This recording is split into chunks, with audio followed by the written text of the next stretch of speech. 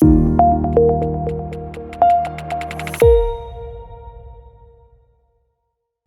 Aleichem, Rabbi Goldhar. It is my greatest honor to have the schus to talk to you, someone who is involved in such tremendous amounts of Habratzas HaTorah since the new Daf Yomi cycle started.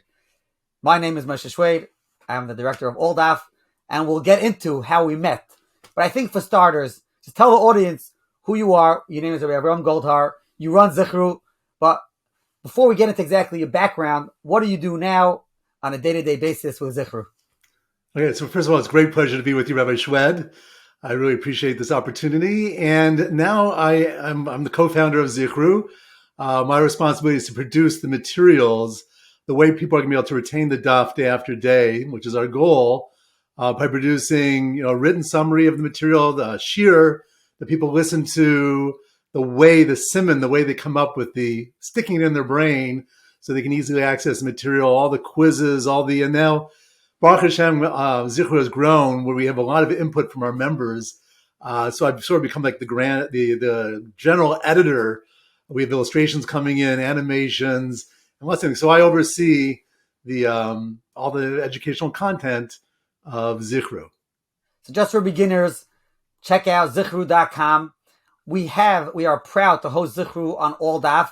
I have to admit, it's not up to what Zichru is today. Zichru is growing by leaps and bounds, and there is so much going on. We'll get there. Absolutely. We'll get to the backstory, how we even got together. But before we get to how All Daf and Zichru got together, why don't you tell us a little bit about your background and how you even got involved in memory in the first place?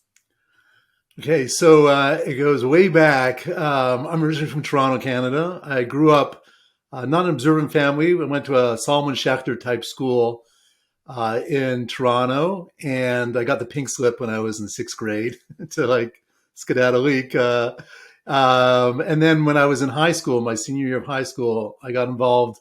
My interest reignited. Aish HaTorah was just opening up in Toronto at the time, back in 1981. So I was in my senior year of high school. I started taking classes. I was fascinated. My eyes were opened. And I decided to defer college and take the jump to go to Eretz Yisrael to learn. And it was very exciting and wonderful to get there. And then I found out how much there is to learn and how much there is to catch up. And I realized that it's an overwhelming and very intimidating experience. So I really got into the catch-up game. Baruch Hashem, a lot of people are familiar with Rabbi Noach Weinberg Zatzal, the founder of Aish HaTorah, in terms of all of his kiruv efforts.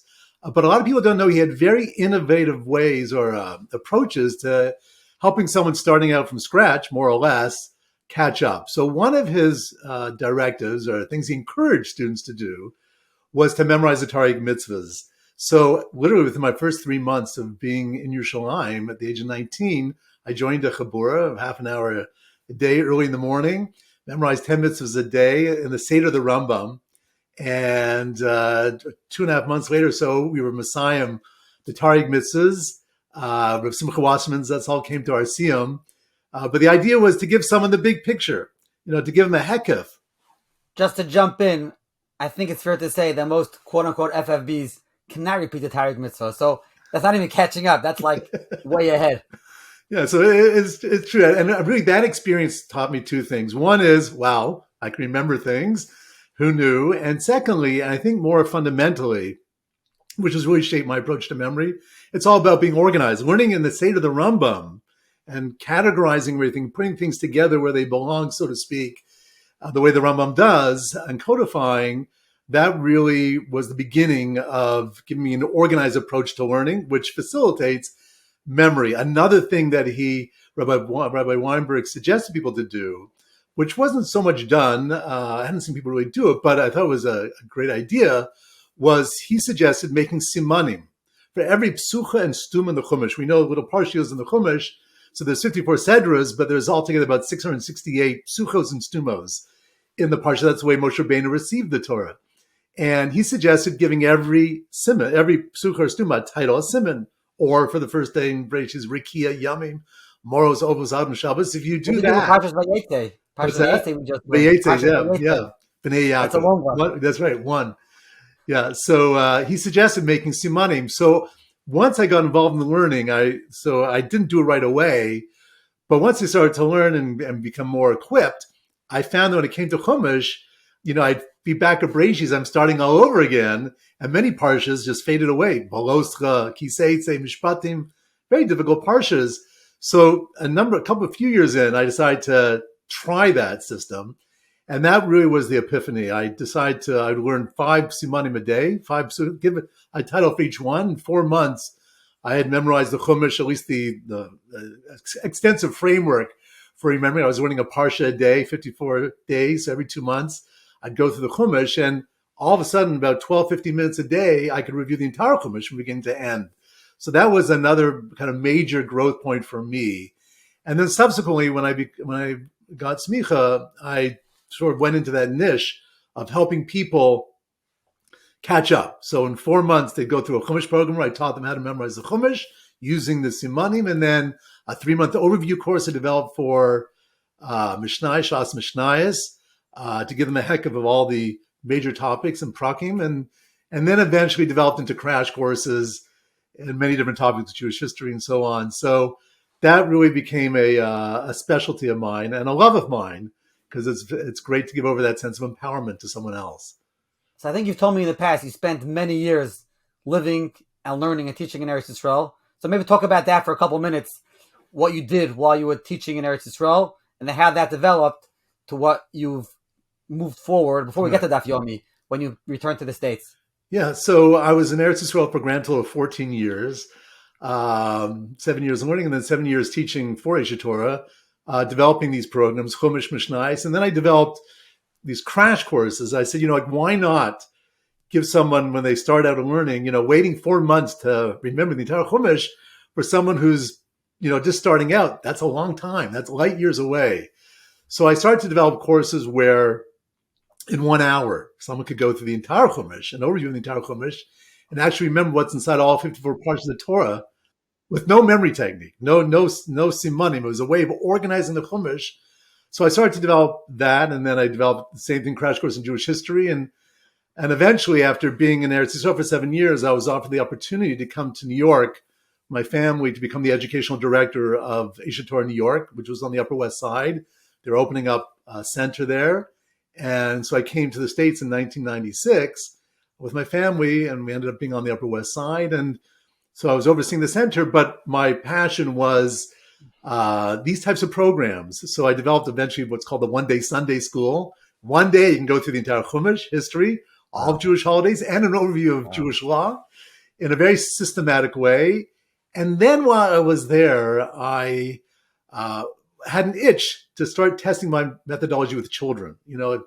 It's one thing to take someone who's 20 or years old or up and teach them, but you take a child in school when you have them, a captive audience. So I started to test my methodology on the Upper West Side. Yeshiva Katana Manhattan was my first school, and then I went to Chaim Berlin, Torah Tamima, and then Darchei Torah, Rabbi Bender's institution, became my key lab school, and I started to take time to come to Darchei and teach kids how to memorize the Chumash and overview of Mishnayos, and that's how I got here. And eventually, just I'll take the last step. While I was there, I was decided eventually to put more energies into this, and I was speaking to a principal about maybe doing this for other subjects, science and history. And he said to me, that would be good, but why don't you teach students your method as a study skill? Why don't you teach students how you do this for anything they learn? Because once they get to middle school and high school, the work piles up. So initially I said, I'm not into study skills. Yuck, who wants to teach study skills? But he said there's a big need. So I ended up taking the method I approach learning any subject matter, and I broke it down, taught students, and went in, we did a pilot in biology, and two things happened. What's that? Goldhar method. Yeah. Then the Goldhar method was born. Google it, Goldhar method. It's there. The That's website, right. you can see everything about the method. And like I've told you off air, I live in Lakewood. My daughters in their school here in Lakewood, New Jersey, use the Goldhar method. They mentioned the spokes. I can't tell you the whole method, but that's the part that they That's right. mentioned as part of your method when they're learning. Specifically, I think Navi, they'd use it for. Yeah, I think all subjects, they use it across Kodesh and Chol, actually. Interesting. Yeah. Okay, so I think we've gotten the background how you've spent by now at least 20 years, right, or more. Yeah, close to 40 now, actually, believe it Close or to not. 40. Okay, Yeah. I don't want to age you. So now, fast forward a bunch of years, and it is 2019. The world is gearing up for the new Daf Yomi cycle. There's the Siyum, there's a Siyum Hashas coming, MetLife Stadium, global Siyumim, and I'm working on the All Daf app and the website. We're putting together Daf Yomi Shiurim, supplemental content. And I remember getting a call, I think it was from Barry Leibowitz, who was the first person who reached out. Barry Leibowitz is an outstanding Daf Yomi Magid Shir, outstanding Balabas in the Psei community, big askin. And he says that he's been using a methodology together with Rabbi Goldhar to remember daf. I mean, he's able to sit in his car when he's in traffic at his Shabbos table and just go over different key points in every daf. And this is something he wants to bring to the world. He's already been in touch with Rabbi Goldhar. They've looked into the best way to bring this out. And Rabbi Goldhar could talk more from his side. But I get this phone call. Can we work together anyway to put this on all daf? At that point, we were, I think, a mere 6 weeks away from launch. And we got the developers. We got other people that were involved from our side, and we sat down and we got something up. So Baruch Hashem, we have the Simanim up, we have the recordings, we have the basic Zichru program up on all daf. And like I mentioned earlier, it will get better, Amir Hashem. And we are all in places that we never would have imagined before the Daf Yomi cycle started. This Daf Yomi cycle is just beyond, with the amount of people learning and the amount of content out there, the amount of shiurim, and the amount of people who are just involved in so many different ways. It's beyond. So, Rabbi Goldhar, fill us in. What was going on from your back end? Okay. So it's just a quick backstory. 15 years earlier, after one Sima Shas, I did a Remember Your Learning boot camp in Passaic to help people, get going in the DAF. And Barry attended. And that's when I taught Barry the Simanim. And he was one of the people who ended up utilizing it. And so then, over time, he'd say to me, this is fantastic, we should get this out there. But time passes and Baruch Hashem technology improves. So it was Erev Rosh Hashanah. Always I tell you, it was Erev Yom HaZikaron that Zichru was born. I was dropping something at Barry's house and he said to me, Avraham, the Daf Yomi Max is coming up. We really should do something to maybe raise the bar because forgetting the Daf is a big drag and a lot of people lose their cheshik, and some people fall out as a result. So we should speak after Yantiv. So we spoke after Yantiv and said, okay, we're going to create an app. We'll develop this program and start coming up with the parameters. And we call someone and say, realize developing an app, there's no way before them a couple of months to develop an app. And then we were told by Zichru from Daf Shavua that Aldaf was being born and to give Rabbi Shwed a call. So we called. We literally met the next day, and we have a tremendous amount of a Kosa Tov to Aldaf and all your efforts, because not only did you create an app within the app, sort of like a portal, as you say, within Aldaf for our materials, which are a little bit different than just the daily offering, but you also helped promote Zichru, and that really gave us a lot of wind, in our sails to get us going. So we have a tremendous amount of gratitude. But that's what happened. And I really like to say, I want to say this. I feel it's somewhat of an achrayus, and it's something that I really take pleasure in partnering and promoting quality Torah projects, even if it's not exactly in the daf, but this especially, it's in the daf. Just getting together with pure Torah projects that have one goal in mind, is to help people learn Torah, is something which it just gives me personal hana, pleasure to be able to do. I appreciate it. I will tell you from our side, our vantage point, when we heard about Aldaf, it was very exciting to be part of the kind of illustrious group of Magidei Shir that Aldaf was starting off with and has grown with. So and it's amazing. You have people like Rabbi Leibowitz, who's world renowned besides his Daf Yomi Shir for everything that he does, doing Zichru. You have world renowned Rabbanim who have fallen into Zichru.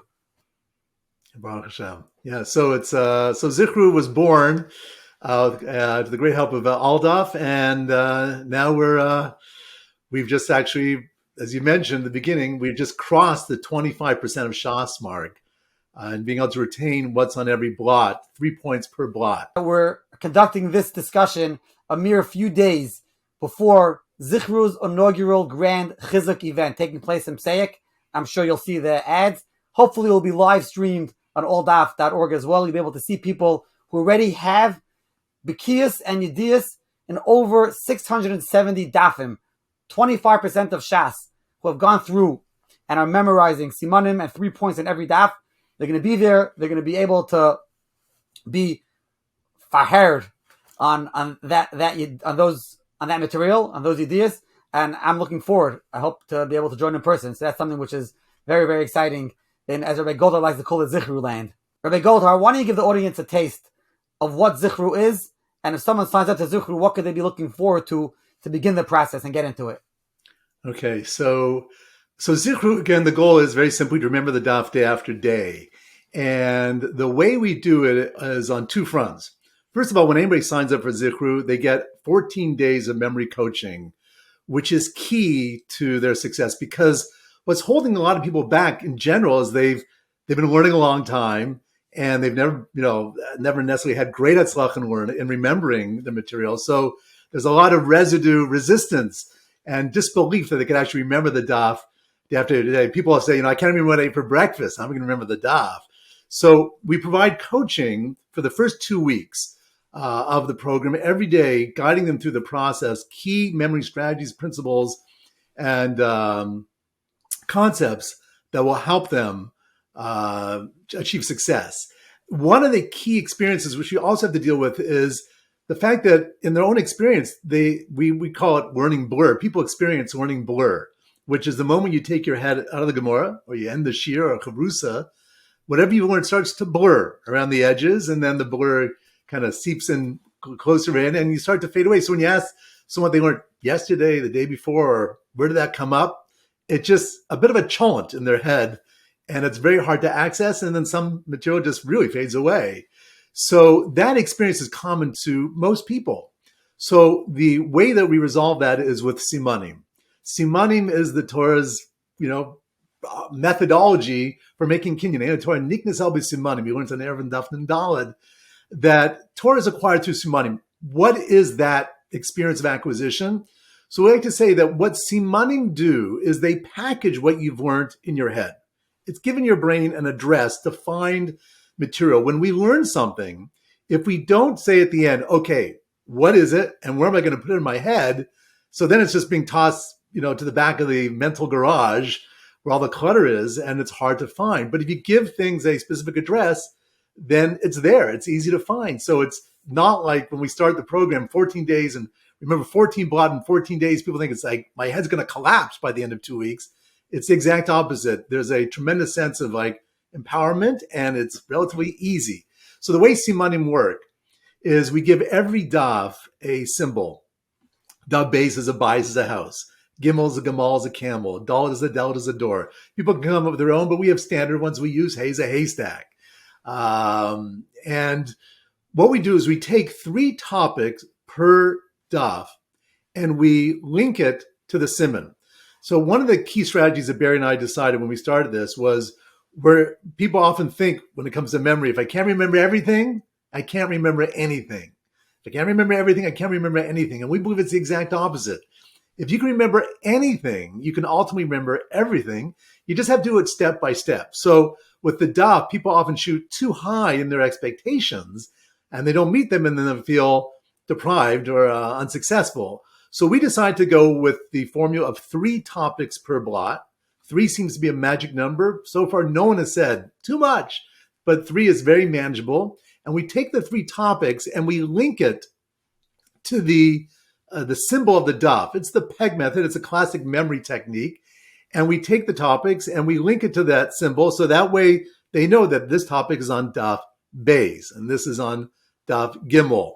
And what they're able to do, therefore, is then easily recall, instead of asking someone what they learned and then trying to remember being in shir or sitting with their chavrusa or looking at the Gemara and trying to reassemble and kind of put together an answer of what they learned. Simanim reverse the thought process. It goes the exact opposite. Oh, what did I learn? I'm daf beis. Beis is a house, is a bias. And then I think of the 3 topics. For example, so we have in Tainus daf beis. So we chose 3 topics. These are the 3 topics we chose. Beis is a bias, is a house. And the topics are why the Gemara's question, Gevuras HaGeshamim, as opposed to just saying, when do you mention Geshamim? So the powers of rain and what the makor for that is. 2 is, how do we know that you daven for mention rain in your tefillos? And we have the pasuk, and then we have also Rabbi Yochanan mentioning the three meftechos, the three keys that are in the hands of Kodesh Baruch Hu, so to speak, and not given over to Shaliach. And then the third is how does Rabbi Eliezer, who holds that it's Yom Tov Rishon, does he learn it from Lulav or from Nisach HaMayim? If it's from Lulav, it's in the daytime. Nisach HaMayim can be done at night. So those are the three topics.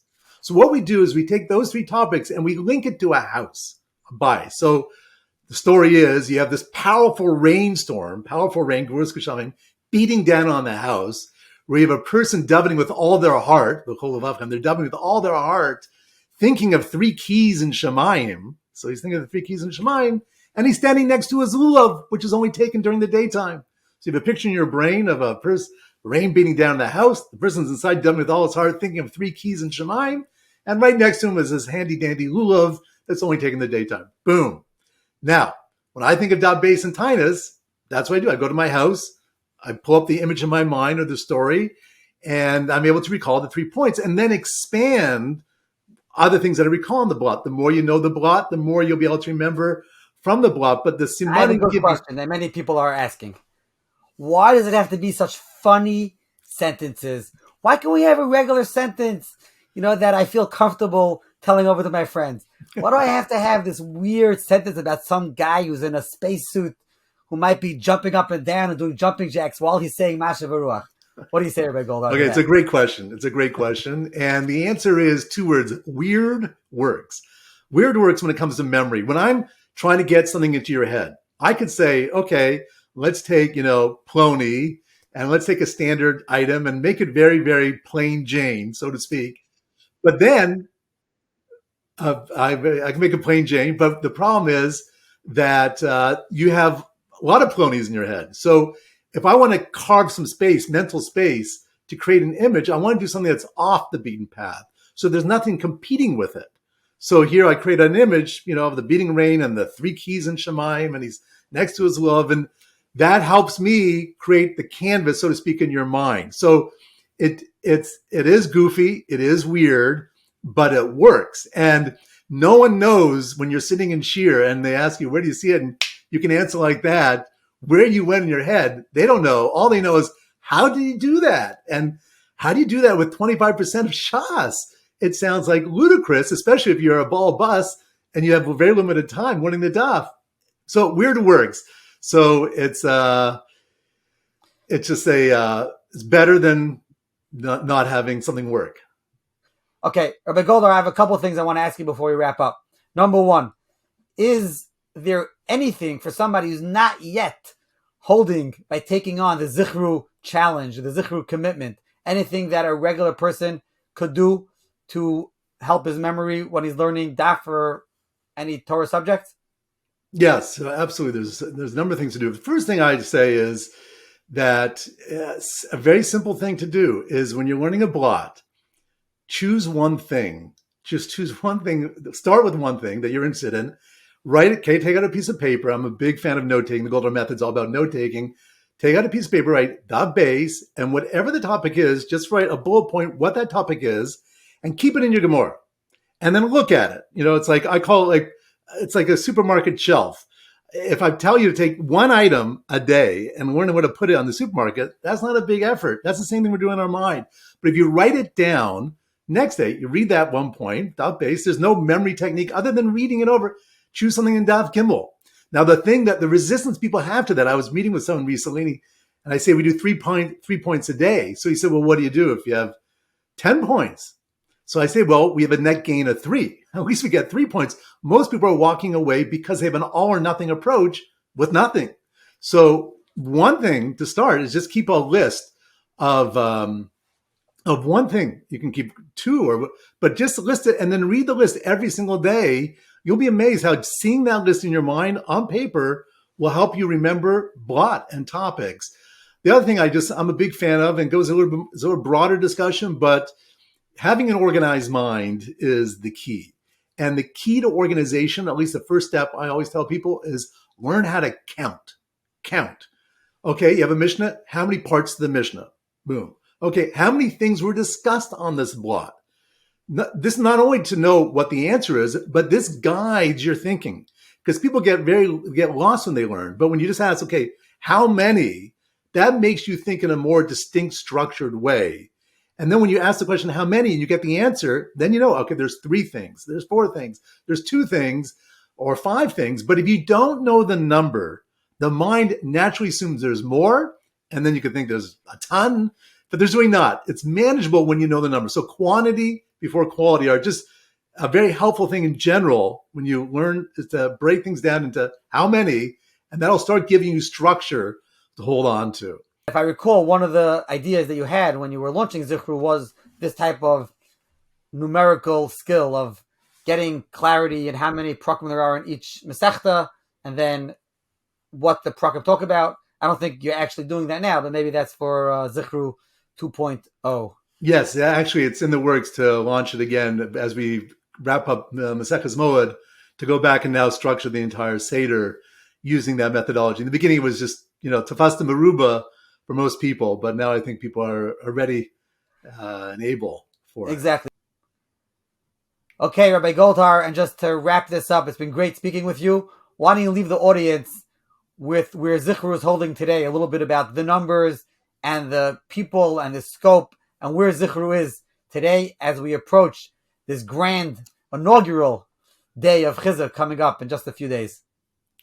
Yes, so Baruch Hashem, we've grown now to about 4,000 members, from 15 countries or so, all over every demographic, every type of community, from Lakewood to Five Towns to Boca to Williamsburg to, of course, London, all the international cities, and all ages. We have people starting out who've never done the daf before. Even we have people who, I just got an email today, actually, a message today, Saad Bacher in Eretz Yisrael, who's now completed 25% of Shas. So he started when he was about 18 years old. At the same time, we have members who've gone through Shas numerous times, 2, 3, 4, 5. I actually have a member. We have a member that is in London that's been doing the daf for over 40 years. And he said that He started Psachim. He said if anybody had ever asked him what's on Daf Zayin in the Masechet, he'd say, like, how can you ask me such a question? And now, Baruch Hashem, he's holding, I think, close to 300 blot in terms of holding on to the material. So we have really different types. Also, I've had the opportunity to speak Siyumim for Bells and for Ger. We have now gratefully opened up a Yiddish division of Zichru. So the Shiurim are being done in Yiddish when the materials are being translated into Yiddish. And we have also kids doing it. We have the fathers are bringing it home, families, because the simanim are interesting, they're engaging, they're fun. The whole family gets in on it. They test their parents, their father, their brother in terms of remembering the daf. Kids remember. Actually, a cute story. There was a child, a 2nd grader. He was in yeshiva, Katana, and his Rabbi had mentioned something about Bilam. And there's a moment that Hashem gets angry every day. And a 2nd grader said, "Oh, Daf Zayin Brachos." You remember the Simon. So it's seeping down to younger ages, but really it's, most importantly, I always like to say that there are many different ways to learn a blot. But the one thing we all have in common is we all more or less forget the same. And therefore the pleasure of remembering the blot is what we call the $1 million feeling, Barry and I. It's, people don't realize when you remember the material and you have it at your fingertips, it's $1 million feeling. And it really doesn't matter which community you're in, where you've learned, what you've done. It's it connects us all with a tremendous feeling. And I think that's going to be, for me and Barry, the most exciting thing is to see the wide array of people involved in Zichru and this effort to retain the daf and set a standard where the norm is remember what's on the daf, and that's doable for everybody. Amazing. It's been a pleasure speaking with you. I really look forward to this exciting event and literally seeing people who are able to repeat simanim and concepts and points from over 670 dafrim from when the new cycle started. Rabbi Goldhar, you should have koyach and be able, you together with Barry, to continue and have this go until the Siyum HaShas, and then start again with the next, like we discussed. Every daf is a lot more than 3 points. That's 3 points, get through Shas, and start again. Amen. So thank you so much. And again, I appreciate the opportunity, and thank you, all daf, for everything you do, not just Zichru, but everything, because I use all daf in numerous ways throughout the day as well for different shiurim. So thank you.